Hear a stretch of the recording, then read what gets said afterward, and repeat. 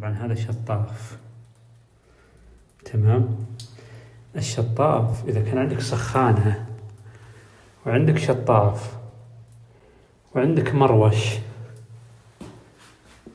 بزاوية من زوايا الحمام، فأنت إذا فتحت الحار والبارد وزنتهن وزن معينة، تفاجأت بعد مرور ممكن دقيقة أو أقل من دقيقة يقلب الماء، أول شيء يطلع لك حار بعدين يقلب الماء بارد، والسبب من الخلاط مواسير.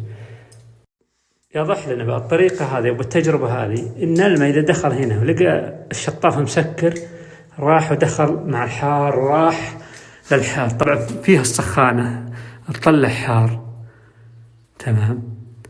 لكن الماء جاي من هنا نفس قوة هذا، فهذا دخل السخانة وقلت قوته لأن فيه كمية ماء فوقه ويا الله يدفع على الماء، وهذا جاي ما عليه ضغط، فلقى هنا الماء الحار موجود.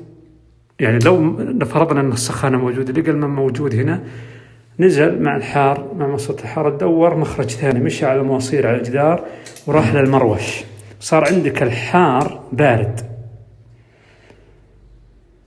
يعني يعطيك برودة، يعطيك معتدل. يعني إذا صرت تروش عندك شطاف ممكن انك تفتح الحار لحاله إذا كان الشغالات كلها. طيب وش الحل؟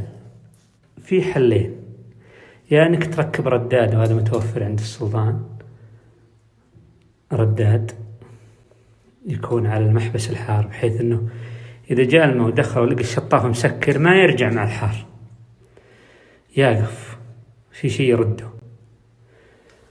او انك لا جيت تسبح تسكر اثنين كلهم، تسكر هذا وتسكر هذا، او ما تسكر واحد، شو الاثنين؟ تسكر الحار بس، او تسكر البارد، مو بشرط الاثنين كلهم، معليش